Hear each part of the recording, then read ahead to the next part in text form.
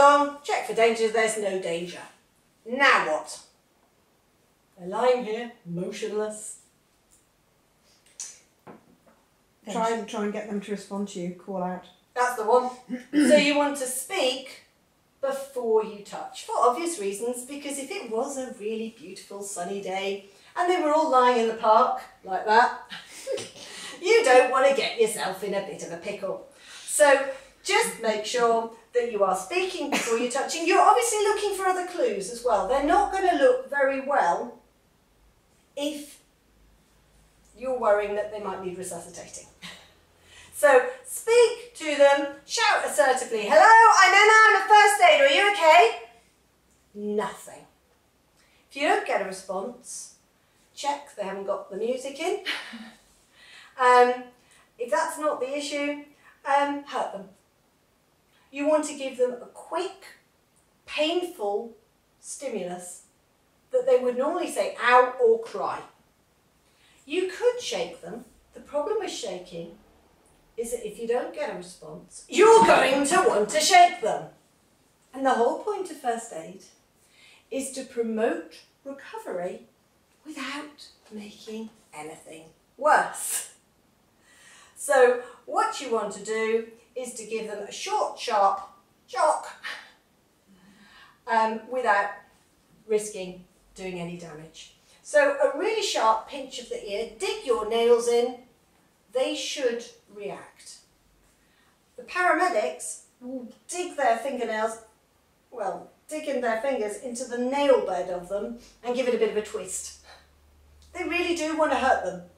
And while you're doing it, you are looking very closely for even the slightest flicker of an eyelid.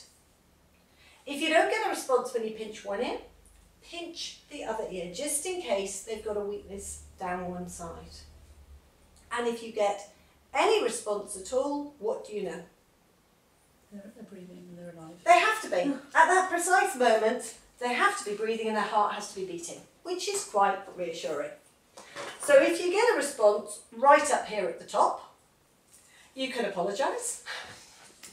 You can see if there is a problem that they need medical help, and you can talk to them and ask them, so it makes it easier. If, when you speak to them, they're really not with it, and they're just sort of murmuring away and completely dazed, don't assume the obvious. If it was an adult standing outside the pub, reeking of alcohol, then they are drunk. But if you get that sort of feeling, sort of, oh, I'm not sure, just doesn't feel quite right, then phone the paramedics. Because it might be that that alcohol is masking some medical problem and they really do need help. If you are on your own and when you pinch them, they just sort of groan, it's the most pathetic response, and they're drifting in and out of consciousness, you need to put them into the recovery position, that we'll get to in a minute, before you're distracted by that phone in your pocket. Because if you say, oh my goodness, well at least they're breathing, and you get on and distracted by your phone, then while you're distracted, it may well be they stop breathing because they can't keep their airway open. So you need to put them in a position where the contents of their stomach will drain out and their tongue will flop forward before you are distracted. If there is no response at all and you are on your own, then there are more things that you should do before you're distracted by your phone.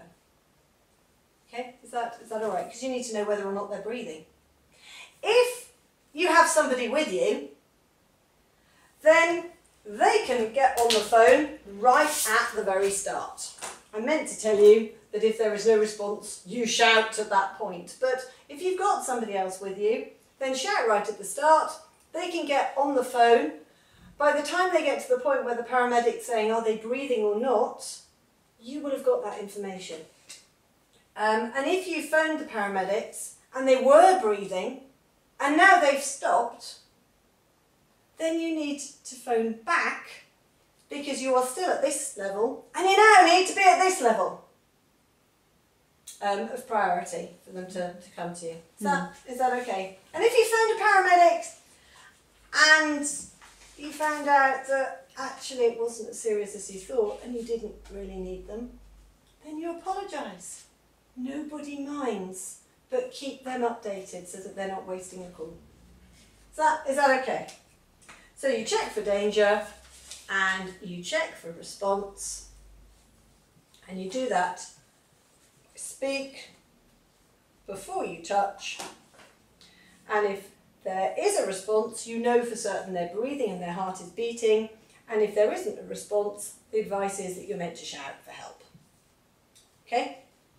If there is no response, you now need to check whether or not they are breathing.